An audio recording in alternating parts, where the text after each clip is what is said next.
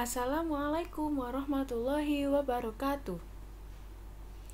Halo anak-anakku, bertemu lagi dengan Ustazah Festi. Kali ini di pelajaran matematika.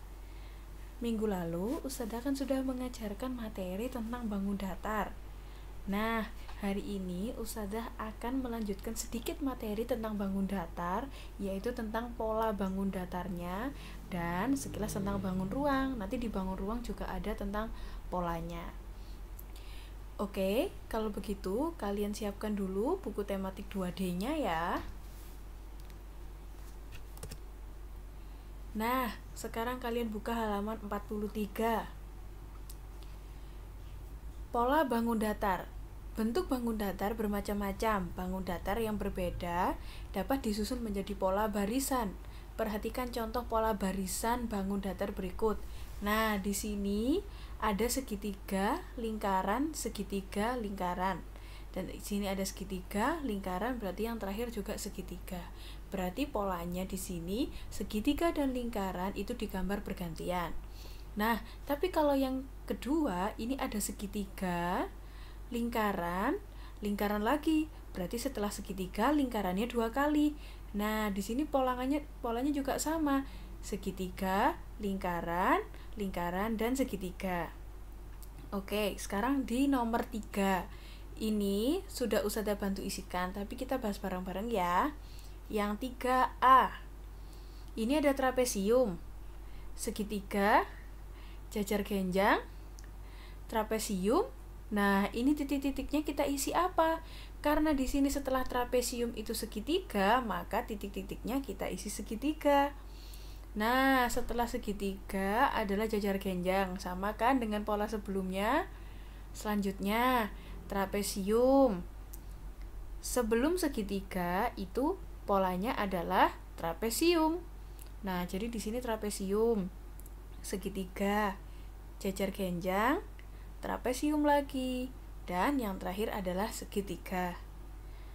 Oke, sekarang ke pola yang B. Di sini kan titik-titiknya kan masih kosong.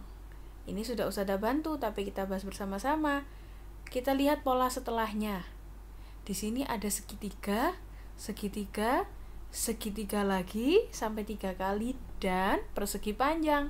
Nah, di sini karena segitiganya hanya 2 kali, tapi kan seharusnya pola segitiganya 3 kali, maka kita tambahkan 1 segitiga di sini.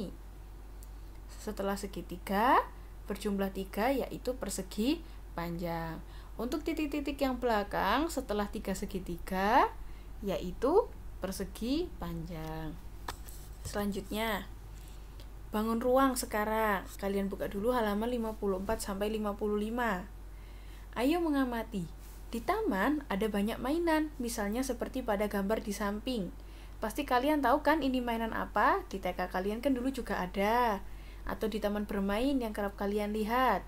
Bentuk mainan itu menyerupai bentuk kubus. Kubus adalah salah satu bangun ruang. Perhatikan gambar kubus berikut. Nah, ini kalian perhatikan. Di sini ada bangun ruang namanya kubus. Nah, yang ditunjuk ini dengan anak panah ini kan berbentuk garis. Di sini namanya adalah ruas garis.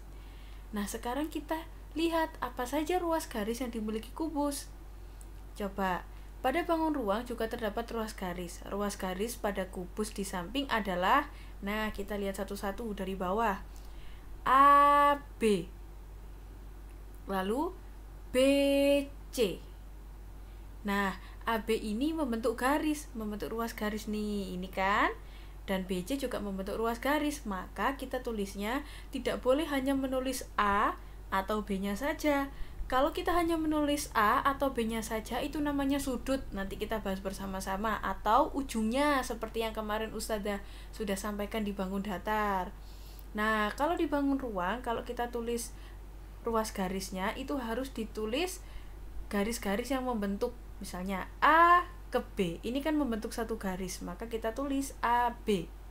BC, nah ini membentuk garis juga. Lalu CD dan DA atau AD sama saja.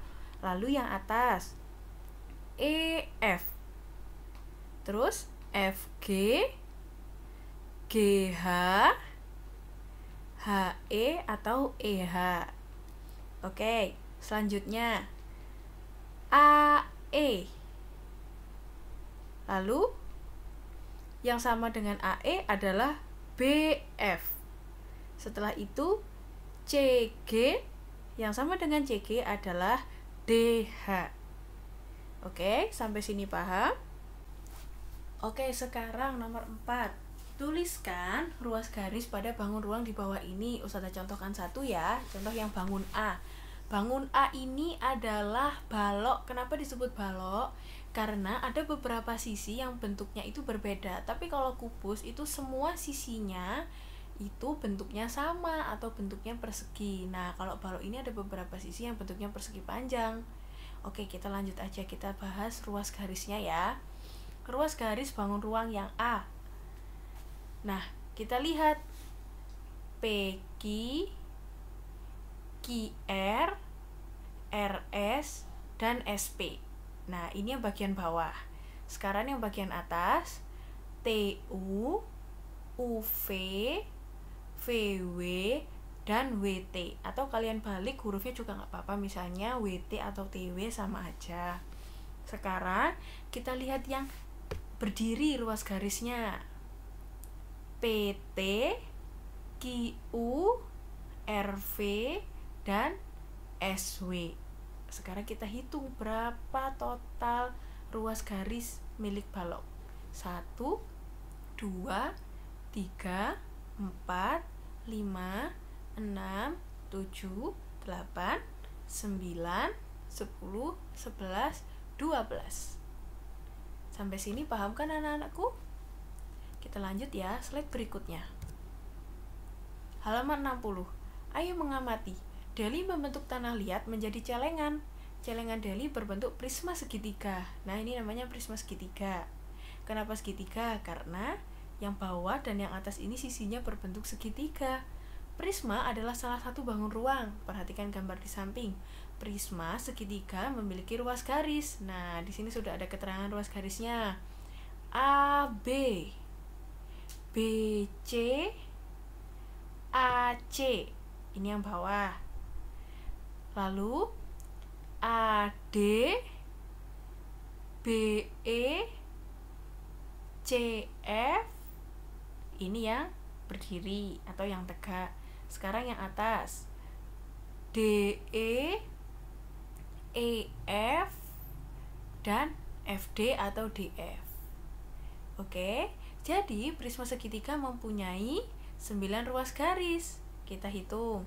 1, 2, 3, 4, 5, 6, 7, 8, 9. Selanjutnya. Nah, di sini Ustazah akan membahas sisi, sudut, dan titik sudut. Kalau kemarin kan kita membahas sudut, titik sudutnya di bangun datar. Sekarang kita bahas di bangun ruang. Perhatikan kembali gambar bus dari plastisin. Badan bus hampir menyerupai balok. Nah, ini kan panjang, bentuknya persegi panjang seperti ini. Kalau ini dinamakan balok. Tapi kalau yang seperti ini, sisinya semua sama, namanya kubus. Kalau yang ini lebih panjang, itu namanya balok. Balok adalah salah satu bentuk bangun ruang. Coba sebutkan benda-benda lainnya yang berbentuk balok. Coba apa yang berbentuk balok?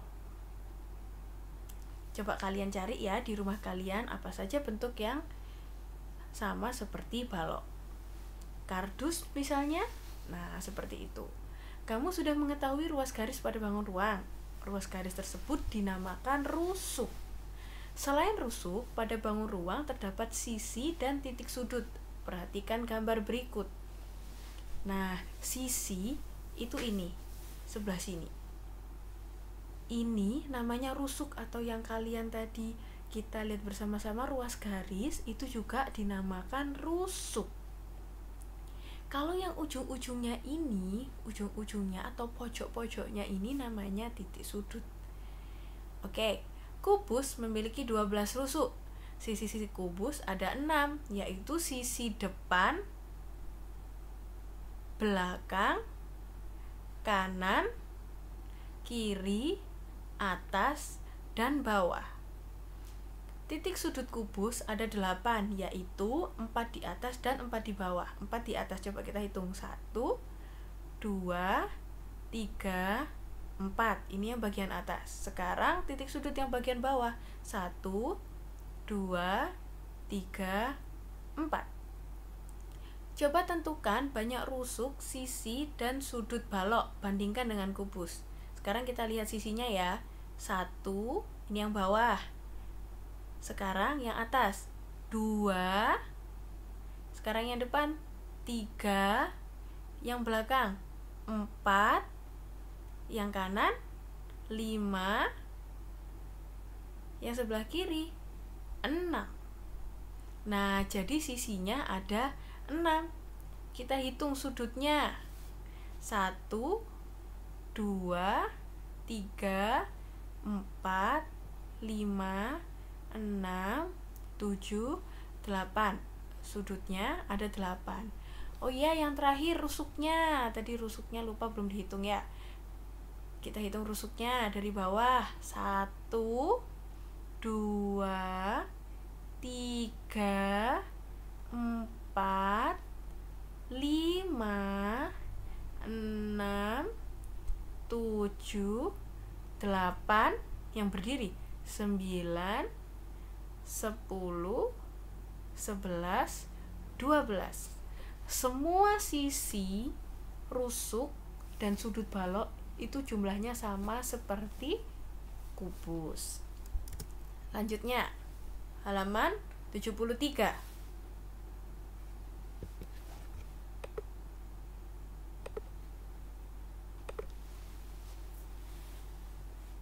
Ayo mengamati. Di kamar mandi banyak benda-benda yang berbentuk bangun ruang. Bak mandi menyerupai bentuk kubus. Kotak sabun mandi menyerupai bentuk balok. Banyak benda berbentuk bangun ruang. Ayo mempelajari berbagai bentuk bangun ruang. Perhatikan gambar berikut. Nah, ini ada yang namanya sisi tegak. Kenapa dinamakan sisi tegak? Karena dia berdiri, maka dinamakan sisi tegak. Nah, sekarang sisi atas. Kenapa dinamakan sisi atas? Karena ini sisi yang bagian atas. Kalau yang di bawah, ini namanya sisi alas. Nah, kalau yang ujung-ujungnya di bangun ruang, itu sama, namanya titik sudut. Dan yang berdiri sebagai ruas garis, tadi namanya rusuk. Sekarang kita ke bangun ruang yang kedua. Ini adalah sisi atas, karena ada di bagian atas. Kalau yang ini sisi alas, karena ada di bagian bawah atau menjadi alas. Sekarang sisi tegak. Sisi tegak itu sisi, bagian sisi tapi yang berdiri. Nah, ini bagian sebelah sini, yang samping kiri, dan yang belakang ada 2. Nah, rusuk yang menjadi ruas garis ini juga. Ini. Dan titik sudut atau ujung-ujungnya. Ini namanya titik sudut. Lengkapilah tabel berikut. Nah, di sini ada beberapa bangun ruang, tapi Ustazah contohkan 2 ya. Nanti yang 2 bisa kalian gunakan sambil belajar. Sekarang bangun ruang yang A. Banyak sisinya, kita hitung. Bagian atas, sisi atas 1. Sisi alas, jadi sisi kedua. Sekarang yang kanan dan kiri 3, 4. Yang depan 5, yang belakang 6. Jadi banyak sisinya ada 6. Sekarang kita hitung banyak rusuknya. Kita hitung yang atas dulu ya. 1, 2, 3, 4. Yang bawah 1, 2, 3, 4. Sama-sama ada 4. Sekarang yang berdiri 1, 2, 3, 4. Jadi 4 ditambah 4 ditambah 4 jumlahnya adalah 12. Nah, sekarang banyak titik sudutnya. Dari atas dulu. 1, 2, 3, 4, 5, 6, 7, 8. Jadi banyak titik sudutnya ada 8. Sekarang bangun ruang yang kedua. Kita hitung banyak sisinya. Dari atas dulu ya. 1, 2, bawahnya. Lalu kanan kiri 3, 4, yang belakang sisi kelima, yang 6, ini ada 2 sisi, 6 dan 7, jadi banyak sisinya ada 7. Sekarang banyak rusuknya, kita hitung dari yang bagian atas dulu. 1, 2, 3, 4, 5. Nah, karena yang atas sama yang bawah juga sama, jadi atas sama yang bawah juga 5. Jadi 5 tambah 5 adalah 10. Sekarang kita hitung yang berdiri. 1, 2, 3, 4, 5. Jadi rusuk yang tegak ada 5. Jadi 5 tambah 5 tambah 5 adalah 15. Sekarang banyak titik sudutnya. Dari atas ya. 1, 2, 3, 4, 5. Yang bawahnya 6, 7, 8, 9, 10. Nah, ini banyak titik sudutnya, ada 10. Untuk bangun yang ketiga dan keempat boleh sambil kalian kerjakan sendiri ya, tapi bukan tugas, digunakan untuk belajar. Nah, sekarang pola susunan bangun ruang di halaman 90. Kalian buka buku kalian. Ayah membelikan Nina sepatu di pusat perbelanjaan. Kotak sepatu Nina berbentuk balok. Balok dapat disusun membentuk pola tertentu. Perhatikan contoh pola susunan balok berikut. Nah, ini ada balok, tapi yang ini baloknya berbentuk berdiri, dan ini baloknya ditidurkan, seperti ini ya. Sekarang, lengkapilah pola susunan balok berikut. Nah, di sini kan ada titik-titiknya yang beberapa belum diisi. Ini sudah Ustazah isi, tapi tetap kita bahas bersama-sama.